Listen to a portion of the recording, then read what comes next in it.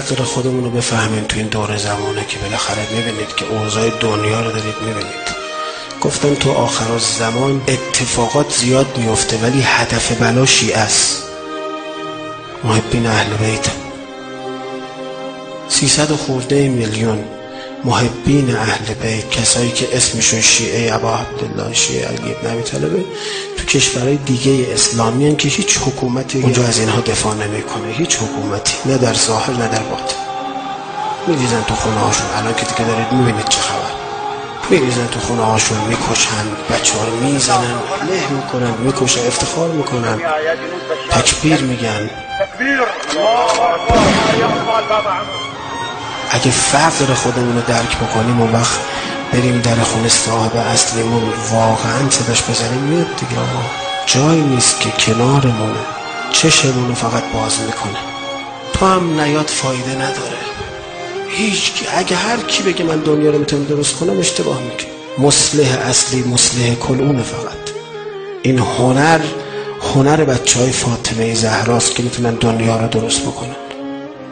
از رو صحیفه فاطمه که فرمود حتی یه دستی که روزانو کسی بذاری فشار بده، گفت عرش اینو نوشتن که آقا این چقدر ضربه زد به طرف.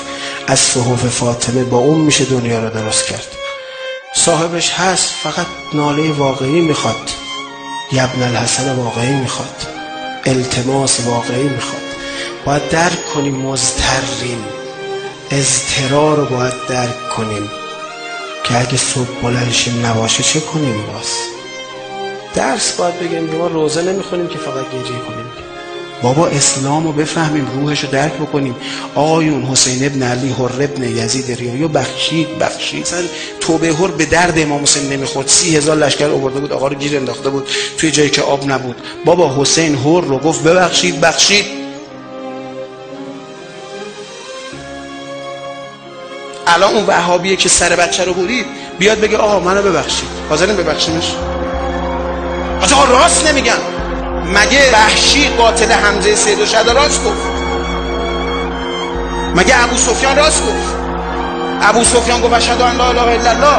ابو سفیانی که 73 تا جنگ علیه پیغمبر را انداخته بود، کلی از اصحاب پیغمبر رو کشت، مگه راست گفت اشهد ان لا اله الا الله؟ مگه ایمان آورد؟ به خدا اینا اسلامه، اینا دینه. با کشتن آتیشو با آتیش خاموش نمیکنن. آقا غیرت نده. بابا به خدا غیرت داریم، بابا جون غیرت داریم، ولی چاه هم هست. باید صبر کنی. عصر غیبت کبراست، صاحبمون نیست. جون شیعه محترمه. بچه شیعه ها رو نباید بدیم دم تیغ، نباید بهانه بدیم کسی تعرض کنه به بچه شیعه. جون شیعه عزیزه، مهمه، انسان مهمه، شیعه باشه مهمه در مهمه. نباید جون شیعه رو بدیم دم تیغ اینجور وضعیت. بابا بچه شیعه عزیزه دارن اینجوری میکشن شیعه. خلا سرتون نره. چاه گذاشتن برای همین موقع. بله حرم عمه جانم یه دونه گلوله بهش خورده، تا قیامت براش گریه کنیم کمه؟ مگه هنوز گریه های ما بر خیمه های سوخته ابو عبدالله تموم شده؟ ما هنوز گریه نکردیم که بذار قیامت بشه هیئت اونجا ببین، اونجا جمع میشیم گریه میکنیم، اونجا برای خیمه های جدمون. مگه الکیه؟ ما اینا رو میفهمم، ولی قربونت برم بچه شیعه ها رو دارن سر میبرن. ریخته تو خونه بچه شیعه، زنشو نشوندن دارن موهاشو میزنن. یعنی نعوذ بالله این فاحشه است. غیرت نداریم که زندم. من اینا رو میفهمم، ولی جون شیعه محترم رفیق. همینه دیگه. آخر الزمان گفتم بلا برای شیعه است. ببین امام زمان چی میکشه، چقدر دوستشون داره اینا رو. بابا امام زمان امروز دنیا قصه رو دلشه، غم رو دلشه. سوریه یه طرف، بحرین یه طرف، لیبی یه طرف، الجزایر یه طرف، مصر یه طرف، لبنان یه طرف، همه جا. همه تو مصر ریختن، تو حسینیه. چه جوری این بچه ها رو لط و پار کردن، به هیچ جام دادشون نمیرسه. چاه ماست اینجا، خمین ما اینجاست، کهف ما اینجاست، این پارچه مشکی هاست. بالاخره یه روز پرده میره کنار.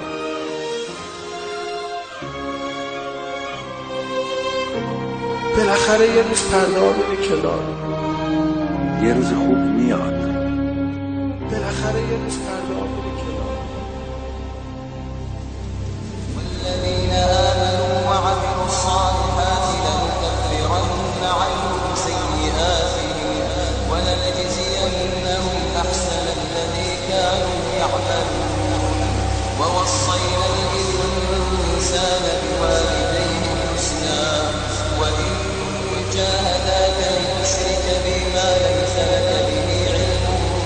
فلا تطعوها إلي مرجعكم فأنبئكم بما كنتم تعملون